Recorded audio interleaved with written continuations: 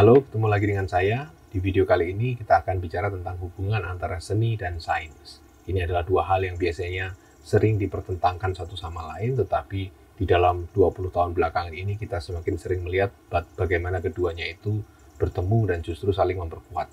Dan ini adalah suatu materi yang pernah saya sampaikan di kuliah di Institut Kesenian Jakarta, dan dalam video kali ini akan saya hadirkan dalam bentuk yang lengkap.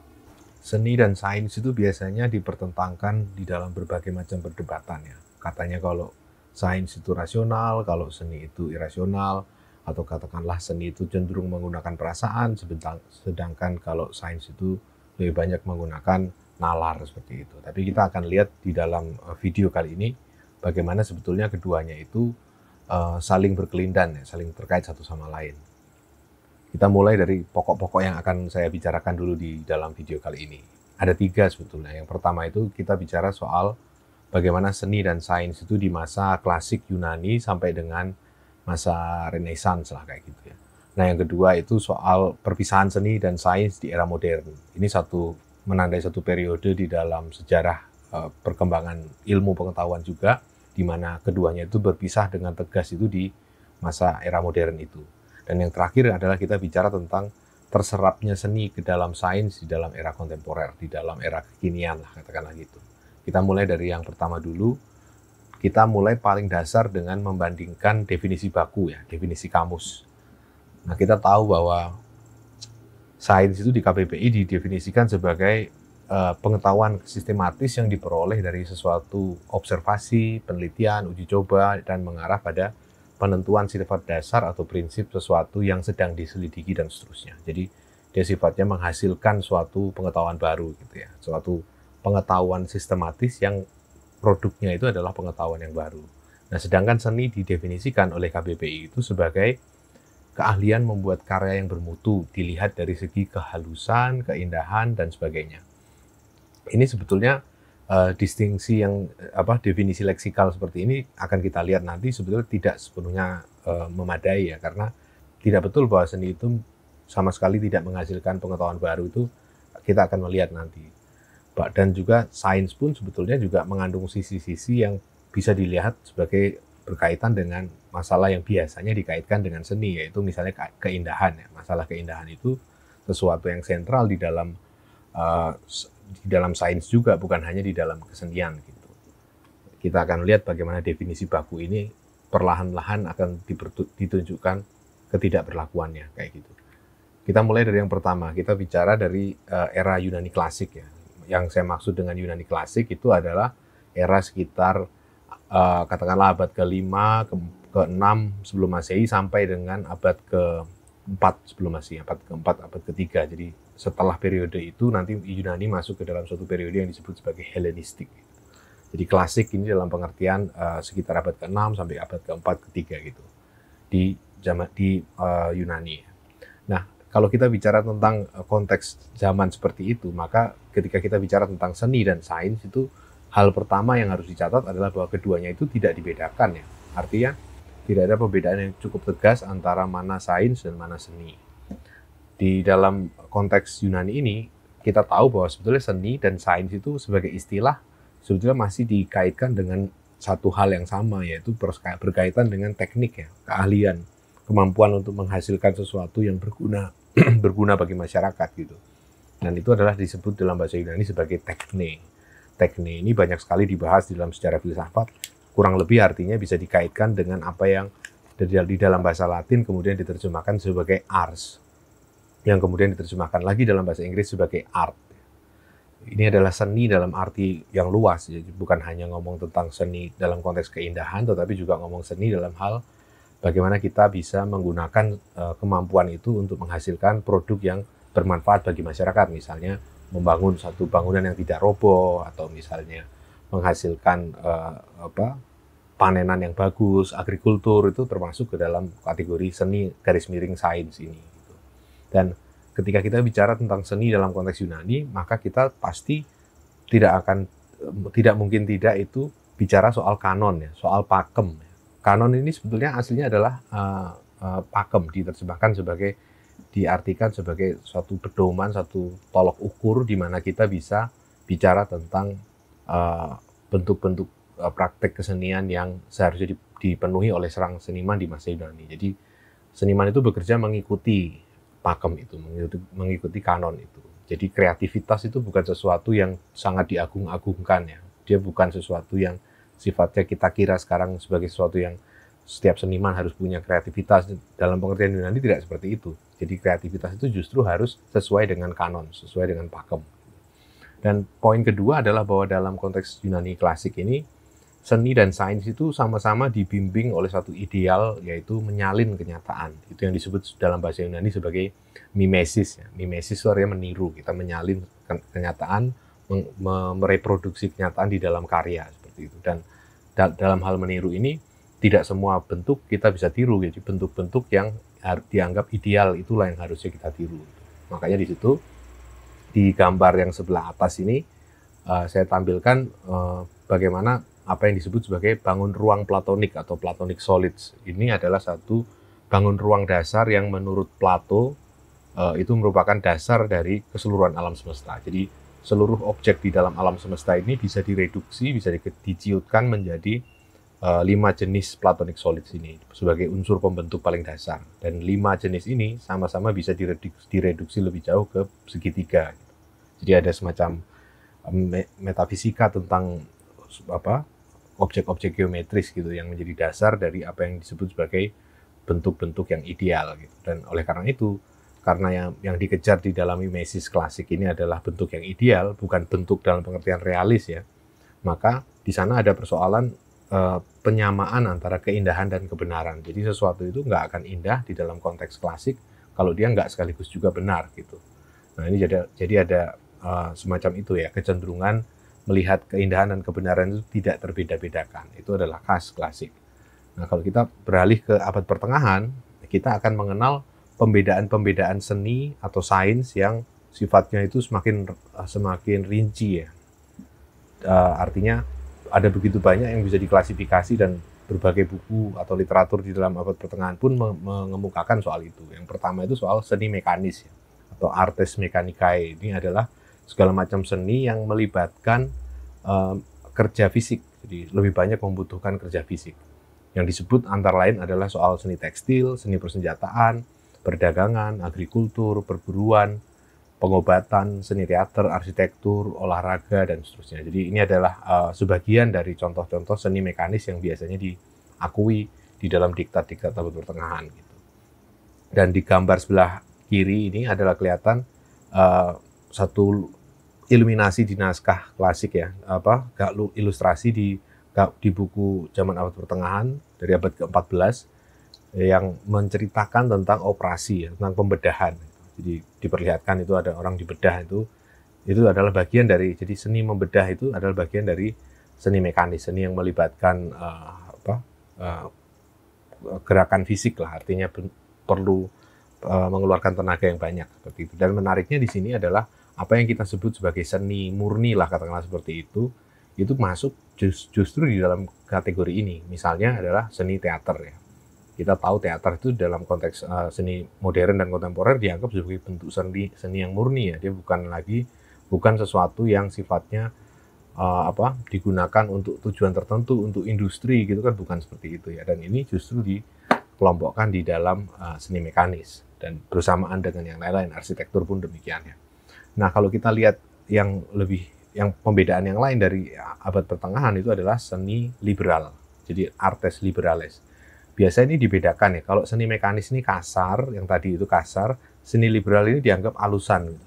Sifatnya halus, ini hanya untuk priayi, hanya untuk orang yang terpelajar, entah itu biarawan ataupun orang bangsawan seperti itu. Tapi rakyat jelata itu akan cenderung masuk ke dalam seni mekanis tadi itu. Makanya kalau kita balik ke tadi, kayak seni teater itu tuh sebetulnya masuknya di sana juga dalam kerangka vaudeville ya, jadi teater rakyat yang dipentaskan di pasar, untuk mengundang tawa masyarakat banyak, terus duitnya saweran dan seterusnya, ibaratnya kayak dangdut sekarang lah, yaitu seni kerakyatan seperti itu. Nah itu adalah konteks dari seni mekanis dan seni teater di dalamnya itu. Nah sedangkan kalau kita masuk ke seni liberal, ini betul-betul kayak hal-hal yang harus dipelajari agar seorang bisa dianggap sebagai orang yang beradab di dalam konteks abad pertengahan. Gitu.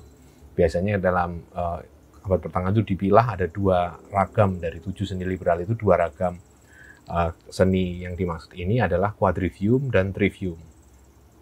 Quadrivium itu sebetulnya seni yang kelompok seni matematis. Jadi ada 4 di sana, aritmatika, geometri, musik, dan astronomi. Sedangkan trivium itu adalah pembagian seni ke dalam 3 cabang seni berpikir, yaitu logika, retorika, dan tata bahasa. Dan kita lihat di sini bahwa sebetulnya pembagiannya itu cukup aneh ya buat perspektif kita orang modern ini. Artinya musik itu masuk ke dalam satu rumpun seni matematis ya, dikaitkan dengan matematika, dengan astronomi dan seterusnya. Ini bisa kita pahami karena sebetulnya untuk mempelajari musik, bicara komposisi dan seterusnya itu sebenarnya kita harus paham atau menguasai tentang hitungan-hitungan aritmatika. Bagaimana nada itu dibagi dan seterusnya, itu kan struktur matematis yang bekerja di sana. Dan oleh karena itu dikelompokkan di sana. Dan lagi pula juga ada semacam kepercayaan abad pertengahan bahwa astronomi atau ilmu tentang perbintangan itu sebetulnya adalah dekat dengan musik ya. Ini muncul sejak Pythagoras sebetulnya, sejak era Yunani kuno, di mana evolusi planet-planet itu, perputarannya itu sebetulnya itu berkaitan dengan semacam nada yang ada di dalam alam semesta gitu. Hanya orang yang terlatih yang bisa mendengar nada itu ketika misalnya planet Jupiter itu melakukan putaran mengitari bumi seperti itu. Mereka kan waktu itu masih geosentris ya, keseluruhan objek langit itu mengitari bumi semua. Jadi ketika semua itu berputar sempurna, artinya satu perputaran utuh itu ada bunyi tertentu yang dihasilkan. Dan itulah semacam metafisika tentang musik yang berkaitan dekat dengan astronomi. Nah, kalau kita beralih ke yang trivium, kita lihat bahwa di situ campur aduk antara logika yang sifatnya itu sains gitu, kemudian juga retorika dan tata bahasa aja. Artinya tulis-menulis atau apa yang kemudian dikenal sebagai belles lettres itu, menulis indah atau sastra itu masuk di dalam kategori yang bersamaan, bebarengan dengan logika gitu.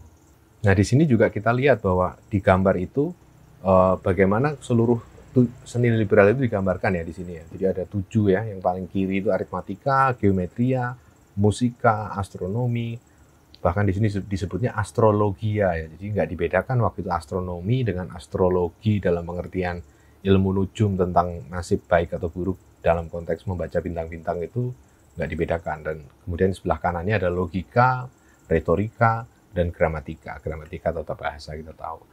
Jadi ini adalah 7 seni liberal yang digambarkan di dalam lukisan abad pertengahan. Ya. Ini adalah orang yang terdidik dalam kehidupan kebudayaan yang baik itu harusnya mempelajari 7 seni liberal ini. Nah, ini anggapan dari masa abad pertengahan.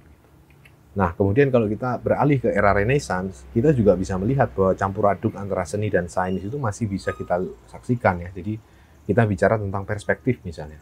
Kita tahu bahwa perspektif itu kan sebetulnya adalah bread and butter atau kekuatan utama dari seni rupa pada masa Renaissance ya. Dia menghadirkan suatu dengan teknik perspektif linear itu mereka bisa menghadirkan suatu tampilan yang realistis kan, yang suatu lukisan yang memiliki kedalaman ya, dimensi kedalaman. Sebelumnya kan semua lukisan digambarkan flat kan, seperti digambar di atas satu bidang datar yang sama sekali nggak mencerminkan ada kedalaman, ada dimensi di sana gitu, ada volume di sana, itu nggak kelihatan. Nah, dengan perspektif itu kemudian dimungkinkan kita mensimulasikan objek 3 dimensi di dalam wahana 2 dimensi itu. Dan ini didasari oleh satu kajian-kajian yang sifatnya saintifik, karena ini adalah salah satu buku karya nukilan dari salah satu buku karya Alberti, De Pictura. Ini ada Alberti sendiri adalah pelukis ya, dia pelukis, penyair dan seterusnya. Orang Renaissance itu biasanya memang campur aduk antara penyair, pelukis, arsitek, juga penemu kayak Leonardo da Vinci kita tahu kan, dan juga ilmuwan amatir seperti itu. Karena waktu itu belum ada ilmuwan profesional, semua ilmuwan amatir dan berbahagia dalam keamatiran itu. Nah, ini adalah gambar bagaimana di dalam bukunya De Pictura itu Alberti menguraikan tentang perspektif ya. Jadi bagaimana membentuk, jadi nalar dari perspektif itu seperti apa, titik lenyap dan seterusnya seperti apa, yang buku inilah kemudian dijadikan dasar bagi kajian tentang perspektif yang mendasari akhirnya bentuk-bentuk kesenian di masa Renaissance itu. Dan kita tahu juga bahwa Leonardo da Vinci di dalam risalahnya tentang lukisan tahun 1651 itu menyatakan bahwa orang yang tidak memahami matematika tidak semestinya membaca karya saya. Padahal kita tahu dia itu adalah seorang yang pelukis kan. Dia lukisannya kan masih dianggap sebagai maestro bersama dengan Michelangelo dan seterusnya, Raphael dan seterusnya dari era-era abad Renaissance ini. Tapi dia sendiri menyatakan bahwa sebetulnya kalau orang nggak paham matematika ya nggak akan bisa mengapresiasi sebenarnya karya saya itu bagusnya di mana, itu akan kesulitan seperti itu. Nah itu justru di sini kita bisa lihat bahwa sebetulnya antara sains dan seni ini hubungannya tidak terpilah dengan jelas gitu. Kita orang modern aja yang bisa memilah itu dengan jelas, sedangkan orang Renaissance, orang abad pertengahan, orang Yunani kuno itu nggak merasa bahwa itu dua hal yang berbeda, itu satu hal yang sama gitu. Itu adalah usaha manusia, katakanlah seperti itu. Nah, kalau kita beralih ke masuknya era modern dalam konteks sejarah pemikiran ya, itu kan sebetulnya ditandai dengan munculnya sains modern. Salah satunya dalam bentuk ilmu fisika ya, perkembangan ilmu fisika yang meninggalkan cara berpikir Aristotelian. Jadi kalau Aristoteles itu dan para pengikut abad pertengahannya itu percaya bahwa segala sesuatu itu punya kodrat dan semuanya itu diatur di dalam kodrat itu. Jadi kenapa benda itu jatuh dari benda yang bermasa itu akan jatuh dari atas ke bawah gitu ya, jatuh ke bumi gitu. Itu adalah karena kodrat benda itu adalah memang jatuh misalnya gitu. Itu adalah cara berargumen Aristotelian di abad pertengahan dan Renaissance gitu. Dan ini yang kemudian dikritik oleh para fisikawan awal, para fisikawan modern ya di masa abad Renaissance akhir, awal era modern abad ke-17 gitu. Nah, itu yang dimunculkan salah satunya oleh Galileo. Jadi lewat pengamatan, lewat kajian-kajian itu akhirnya dia sampai pada kesimpulan tentang alam semesta yang bukan didasarkan pada teks-teks lama, teks-teks doktrin kuno tentang apa itu kodrat, apa itu esensi dari Aristoteles dan seterusnya, ataupun kitab suci, tapi berdasarkan pengamatan langsung atas dunia. Gitu. Dengan pengamatan dan mencatat semua pengamatan itu, lalu melakukan penyimpulan berdasarkan data yang ada, itulah kemudian sains modern lahir. Gitu. Dan ini terlihat juga dalam cara berpikir yang tergambar di dalam lukisan di sebelah kiri ini. Ini adalah cukil kayu karya Flammarion, itu seorang penulis di Prancis abad 19, tapi menggambarkan suatu era pemikiran yang bermula sejak Galileo, yaitu di abad ke-17 itu. Jadi bagaimana seorang astronom itu seperti keluar dari asumsi tentang langit yang tetap, langit yang statis gitu, dan melihat dunia di belakang sana itu. Dan dunia di belakang sana yang melampaui konsepsi langit yang statis itu ternyata adalah suatu dunia yang teratur secara matematis gitu. Semuanya itu tertib mengikuti satu pola tertentu gitu. Objek-objek geometris yang ideal itu ada di sana. Jadi ini seperti memperlihatkan bahwa ada semacam kepercayaan sains modern pada suatu struktur matematis yang tetap di balik dunia, dan ini yang kemudian dipotret oleh Galileo di abad ke-17. Di dalam kutipan ini saya perlihatkan bahwa di sini dia menyebut filosofi, tapi sebetulnya yang dia maksud adalah sains ya. Karena pada masa itu istilah sains itu belum digunakan secara ajek ya. Scientia itu bukan sesuatu yang digunakan secara ajek untuk menandai sains yang kita kenal sekarang. Dulu biasanya orang menyebutnya filosofia. Seperti misalnya Isaac Newton itu bicara filosofia naturalis, artinya filsafat alam. Sebetulnya yang dimaksud adalah fisika gitu. Tapi pada masa itu belum ada science of physics, itu belum ada, sehingga dia bicara dalam kerangka filosofia naturalis itu. Nah, di sini diuraikan oleh si Galileo ini bahwa filsafat atau dalam arti ini adalah ilmu alam itu, fisika, itu tertulis di dalam satu kitab yang luar biasa menyeluruh, yang selalu terbuka di hadapan mata kita, yaitu alam semesta. Tapi itu tidak bisa dipahami, kitab itu tidak bisa dibaca kecuali kita mengerti bahasanya. Bahasa di mana kitab itu dituliskan. Dan bahasa itu adalah bahasa matematika. Huruf-hurufnya adalah lingkaran, segitiga, dan bentuk-bentuk geometris lain. Tanpa kemampuan mengetahui bahasa ini, maka tidak mungkin kita mengerti satu kata pun dari kitab itu, kitab alam semesta itu. Dan orang akan berkeliaran tidak keruan di dalam labirin kegelapan. Itu yang disampaikan oleh Galileo. Ini seringkali dikutip dalam konteks salah satu pandangan yang mendirikan atau dianggap sebagai dasar dari sains modern ya. Jadi bagaimana lewat pengamatan empiris dan ditopang oleh kemampuan deduktif melalui matematika dan seterusnya, itu kita sampai pada suatu hakikat dari alam semesta yang sifatnya melampaui anggapan-anggapan sekilas dari orang kebanyakan seperti itu.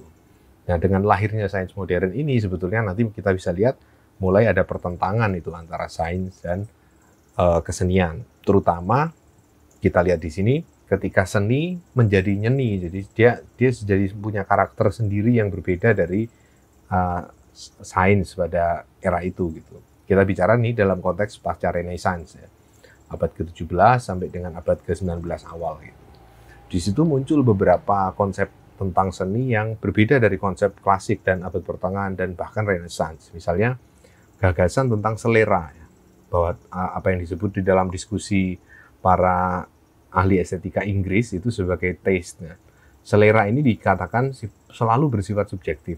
Jadi keindahan itu berbeda-beda menurut setiap orang. Muncul peribahasa Latin de gustibus non est disputandum. Jadi mengenai rasa tidak ada yang bisa diperdebatkan. Ini adalah satu gagasan yang sangat dominan di era-era terutama abad ke-18 nih. Orang-orang seperti Lord Shaftesbury dan seterusnya itu, orang-orang Inggris di era-eranya David Hume dan seterusnya itu berpandangan seperti itu, bahwa selera itu sifatnya subjektif, jadi tidak ada ukuran universal untuk keindahan. Kemudian yang kedua adalah munculnya gagasan tentang kesubliman ya, kesubliman atau sesuatu yang tak terpermanai gitu, sesuatu yang tidak bisa dikatakan, yang tidak bisa dimengerti itu muncul dalam persepsi tentang karya seni, sesuatu yang melampaui nalar. Nah, di sini muncul satu ungkapan dalam bahasa Prancis, je ne sais quoi. Je ne sais quoi ini artinya adalah aku tidak tahu apa. Terhadap karya ini, aku tidak tahu apa. Jadi itu untuk menggambarkan bagaimana keindahan itu betul-betul meng-overwhelm kita gitu. Jadi sangat-sangat membuat kita nalar kita nggak cukup cepat untuk menangkap atau nggak cukup punya kekuatan untuk menjelaskan apa ini karya gitu. Yang terjadi adalah karya itu seperti merasuk ke diri kita dan kita terpukau olehnya, dan kita tidak tahu kenapa kita terpukau oleh inilah yang disebut sebagai je ne sais quoi. Nah, yang ketiga juga adalah mulai muncul distingsi antara keindahan dan kebenaran. Kalau kita lihat tadi kan sebetulnya era klasik itu kan muncul persamaan tadi ya, persamaan bahwa keindahan itu adalah kebenaran. Nah, di sini ini mulai kelihatan bahwa sebetulnya seni itu urusannya adalah dengan sentimen, dengan rasa-merasa, bukan lagi soal kebenaran. Jadi sifatnya tuh non-rasional, di luar nalar, dan kendati begitu dia tetap bisa diasah melalui konsumsi benda seni, artinya dengan membaca buku, novel, melihat lukisan yang bagus, terus merasakan berbagai macam bentuk keindahan, termasuk juga keindahan alam dan seterusnya. Itu adalah bagian dari mengedukasi umat manusia agar beradab gitu. Kepercayaan dari era-era zaman barok, zaman era awal pencerahan itu seperti itu. Kemudian dimasuk ke era romantik di abad 19 terutama, itu seni itu semakin nyeni ya, semakin punya identitasnya sendiri gitu. Ada 3 hal yang bisa digarisbawahi di dalam konteks romantik itu. Yang pertama itu bahwa seni itu dianggap sebagai ekspresi subjektif sang seniman. Jadi seni itu soal rasa, nalar itu tidak berguna, dan apa yang penting di sana adalah bahwa sejauh mana karya seni itu bisa mengekspresikan secara otentik jiwa sang seniman. Nah, di Indonesia kita kenal slogan seperti karya adalah jiwa ketok ya, jiwa yang kelihatan dari Sujoyono, itu kan konsepnya seperti itu. Nah, ini adalah khas dari ekspresionisme abad 19 itu. Seni sebagai ekspresi subjektif sang seniman, sebagai kepribadian yang mewujud di dalam benda gitu. Nah, yang kedua itu adalah bahwa gagasan tentang otonomi ya. Jadi bahwa seni itu otonom dalam arti dia tidak bisa dievaluasi menurut satu kriteria eksternal, misalnya manfaatnya. Seni yang tidak bermanfaat itu justru bagus menurut para pemikir romantik ini. Jadi justru kalau seni itu berguna itu malah jelek gitu. Kalau bisa malah nggak usah ada gunanya sama sekali. Nah, semakin tidak berguna itu semakin bagus gitu. Nah, itu adalah gagasan yang kemudian berkembang menjadi konsep seni untuk seni ya, l'art pour l'art dan seterusnya. Itu otonomi seni di era romantik itu. Dan yang ketiga itu adalah kecenderungan formalis ya, mulai muncul juga di era romantik, khususnya di akhir era romantik. Itu gagasan bahwa seni itu memiliki semacam grammar sendiri lah, semacam tata bahasa sendiri yang tidak bisa direduksi ke isinya, tidak bisa direduksi ke kontennya itu tentang apa.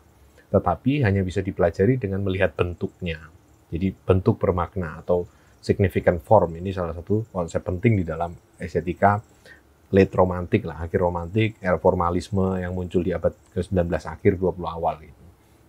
Di situ kita bisa mulai bicara tentang kekhasan wahana atau yang biasa disebut sebagai medium specificity. Ini adalah suatu gagasan bahwa setiap karya itu punya wahana yang khas, punya medium yang khas yang kita hanya bisa menilai baik buruknya karya itu kalau kita membandingkan, menaruh evaluasi kita dalam konteks analisis tentang medium tersebut. Jadi kalau kita gampangnya tuh kalau kita menilai satu lukisan, ya jangan kita nilai cerita dari lukisan itu apa. Apakah dia bercerita tentang tokoh-tokoh sejarah atau apa, itu nggak penting. Tapi yang penting adalah komposisinya misalnya. Komposisi, penggunaan warna, terus kemudian tekstur gitu. Itu yang kemudian menjadi persoalan di dalam yang penting untuk dibicarakan di dalam kerangka formalis seperti ini. Jadi evaluasi seni pada akhirnya adalah evaluasi bentuk, bukan masalah konten, bukan masalah isi. Nah, ini adalah kecenderungan di mana seni itu semakin nyeni, semakin meninggalkan sains tadi itu. Nah, kecenderungan ini kemudian sampai pada satu masa mentok ya. Jadi betul-betul ketika keindahan itu sudah dieksplorasi demikian rupa, kita akhirnya berhadapan dengan karya-karya seni konseptual, misalnya dari era-era tahun 60-an. Jadi di sini saya ambil contoh adalah karya seorang perupa konseptual Piero Manzoni ini, judulnya adalah Artist Shit. Jadi bokernya seniman itu dikalengin terus dipamerin di dalam satu pameran seni kontemporer gitu. Dan dia menulis dalam satu suratnya, si Manzoni ini, bahwa aku ingin agar semua seniman itu menjual kotoran mereka dalam kaleng gitu. Ini tentu saja ini dalam konteks kritik ya, kritik terhadap otoritas seniman, kritik terhadap komodifikasi pribadi seniman, kayak gitu-gitu, dipersoalkan oleh Piero Manzoni ini dengan menjual kotorannya, dikemas dalam satu kaleng seperti kornet gitu, dan itu dibuat jadi objek seni, dijadikan sebagai karya seni. Dan di sini kita bisa melihat bahwa di sini bukan lagi soal keindahan nih seni ini, bukan lagi soal bentuk bermakna, bukan lagi soal ekspresi pribadi sang seniman yang era-era mistisisme seni era abad 19 itu, bukan lagi itu, tapi persoalan konsep ya. Persoalan bagaimana seniman itu menghadirkan satu gagasan baru kepada para pembaca atau para penonton atau audiensnya gitu. Nah, karena urusannya adalah konsep, berarti ini kita bicara tentang kembalilah soal tema kebenaran itu. Suatu tema yang sebetulnya sudah muncul di dalam konteks sejarah seni sejak awal, sejak era Yunani kuno tadi. Dan ini yang kemudian diteruskan oleh di era-era yang sama dengan Andy Warhol ya, dengan karyanya Oxidation ya, salah satu contohnya ini. Ini adalah satu kanvas, jadi satu seri kanvas gitu yang dikencingin sama Andy Warhol, tapi dikasih cat besi sehingga kencingnya itu nanti membuat cat besinya itu berkarat gitu. Nah, hasil dari cat besi yang berkarat secara acak gitu tuh yang kemudian dihadirkan oleh Andy Warhol sebagai karya seni. Jadi ini terbuat dari urin.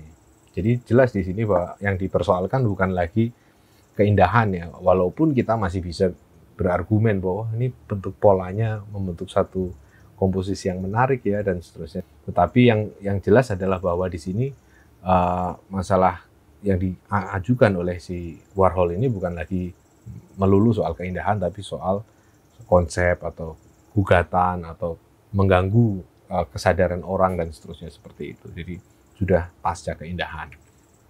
Nah, kalau kita beralih ke era sekarang, ketika kita bicara sains dan seni di masa kekinian, maka kita akan melihat bahwa sebetulnya sains pun sekarang berkesenian gitu. Sains dalam arti ini adalah algoritma ya, komputer, program komputer itu. Google misalnya itu merilis satu program namanya Deep Dream yang bisa menciptakan lukisan secara mandiri dari input sembarang data visual. Jadi dia kan memproses berbagai macam image kan, digital image gitu, dan dia kemudian berdasarkan bank data itu kemudian dia bisa mengkreasikan suatu lukisan sendiri ya, secara mandiri gitu, secara kreatif menggunakan memorinya dia itu. Dan ini cara kerjanya sama seperti seorang seniman kan. Seniman melihat karya, melihat lukisan, komposisi atau pemandangan alam, terus kemudian terinspirasi dari situ dan menghasilkan karya. Demikian pula halnya Google ini menghasilkan lukisan dari kenangan dia tentang, atau yang disebut data itu kan sebenarnya kenangan buat komputer. Itulah yang kemudian dijadikan dasar untuk membuat lukisan ini. Kita bisa lihat di sini bahwa sebetulnya masih terasa kasar ya peniruannya, artinya ada sosok seperti anjing yang kemudian bentuknya terdeformasi, tidak pada tempatnya, anjingnya itu bentuknya kok jadi kecil sekali seperti itu, sedangkan ada seperti gambar ayam yang kemudian membesar jadi seperti sapi gitu ya. Itu kan seperti permainan skala dan penggabungan bentuk-bentuk yang tidak wajar seperti itu. Jadi terkesan seperti lukisan surrealis gitu ya. Nah, ini adalah mimpinya komputer, mimpinya si Deep Dream itu.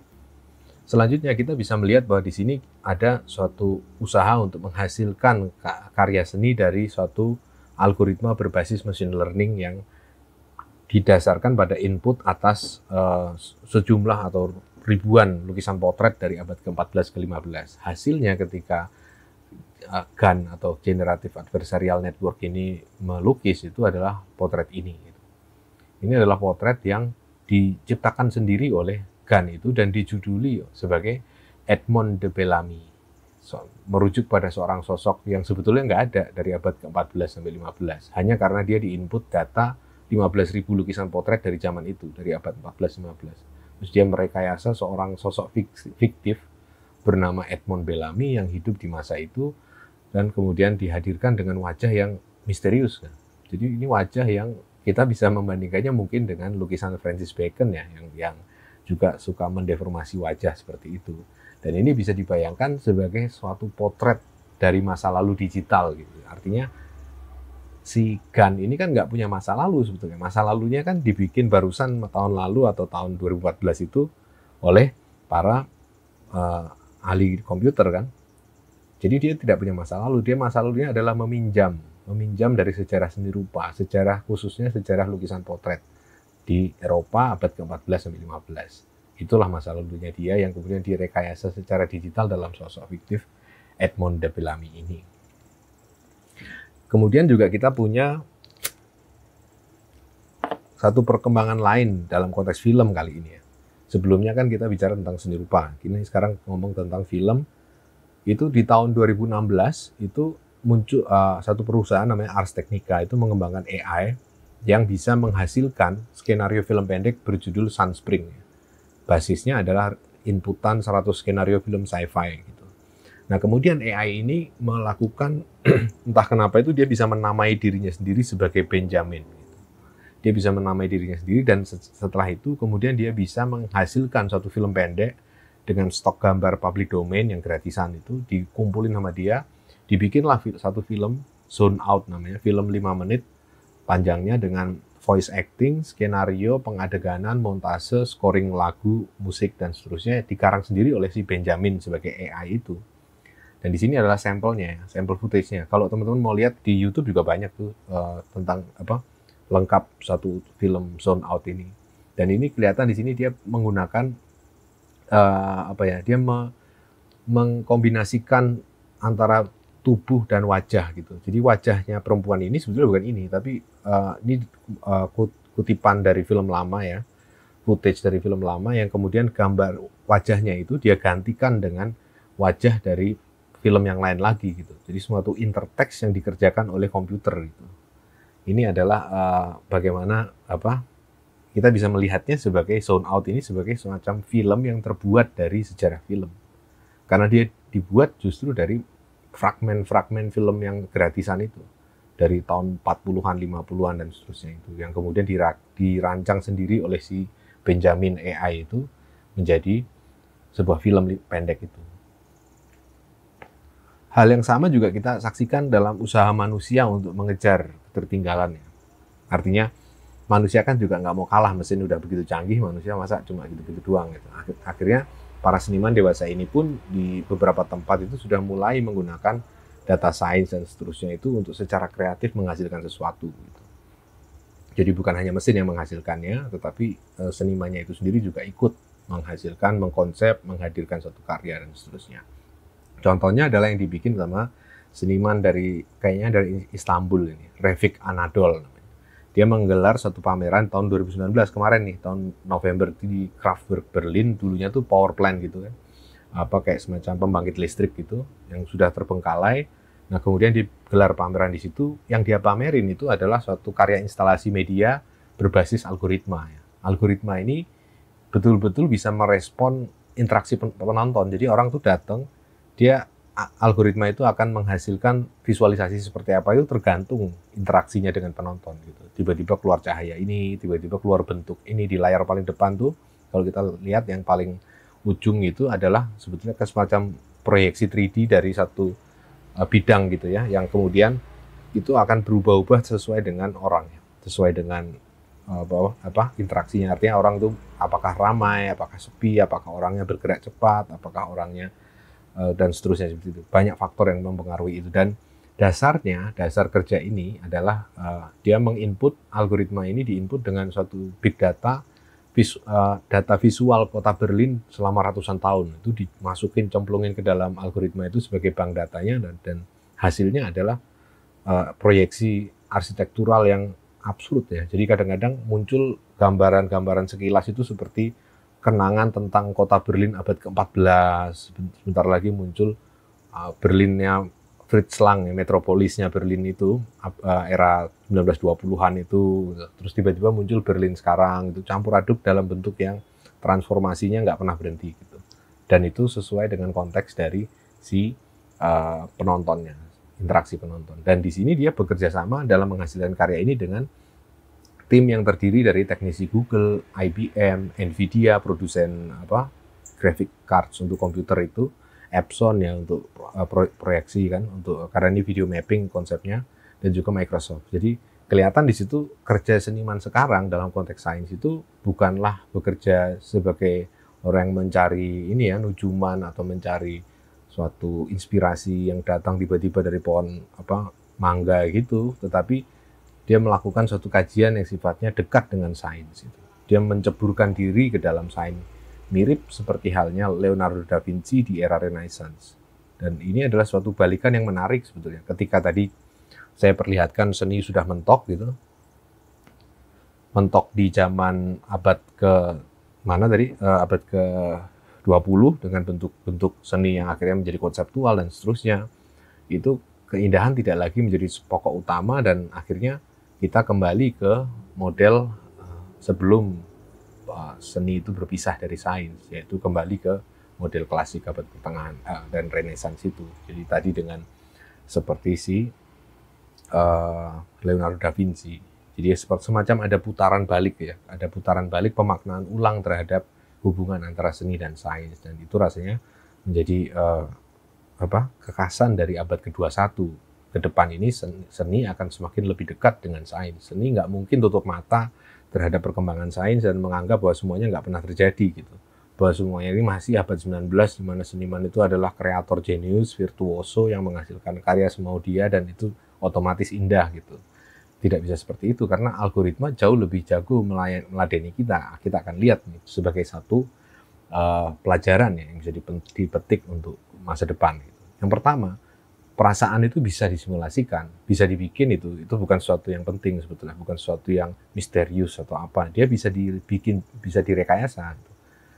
Dulu itu seni seperti punya klaim eksklusif terhadap itu kan, karena siapa yang bisa menghadirkan perasaan dengan begitu intens kecuali karya seni. Sekarang kan tidak. Sekarang kan algoritma bisa dengan semakin cerdas melayani perasaan kita.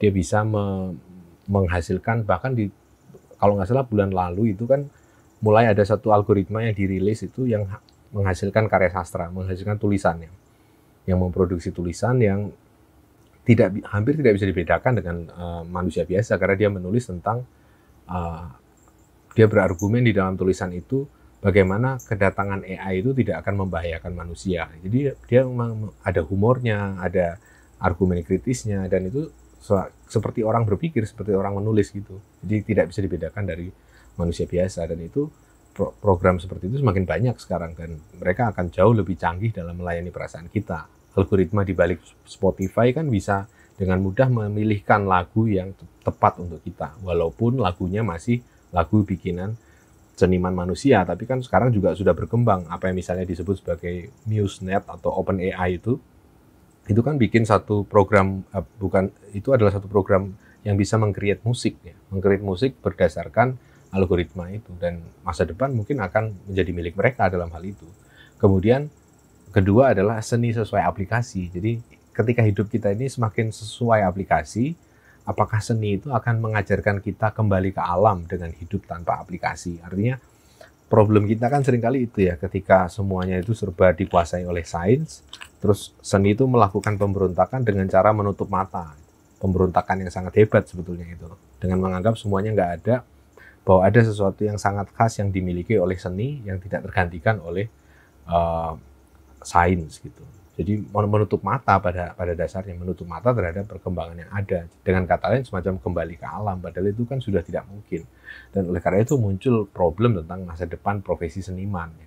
Ketika seni itu semakin berada di tangan para ilmuwan, teknolog, dan seterusnya, dan orang bisa saja menciptakan seni sesuai kebutuhan kan, dengan segala macam tools yang disediakan, itu orang bisa gampang bikin karya seni sebetulnya sekarang, tidak butuh semacam keahlian ya, karena sudah ada misalnya alat bantu yang begitu banyak, ada template yang begitu banyak yang bisa digunakan gitu. Nah, di dalam situasi seperti itu, kemana perginya para seniman? Itulah yang menjadi pertanyaan ya. Apakah masih ada profesi seniman? Ini tentunya bukan dalam maksud untuk mengabarkan suatu masa depan yang suram di mana pasti tidak ada seniman, bukan seperti itu.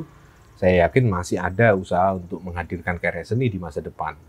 Tetapi sejauh mana kita bisa menghadapi perbenturan atau pertemuan antara seni dan sains yang semakin intens hari-hari ini, dan itulah saya pikir tantangan yang harus dilakukan.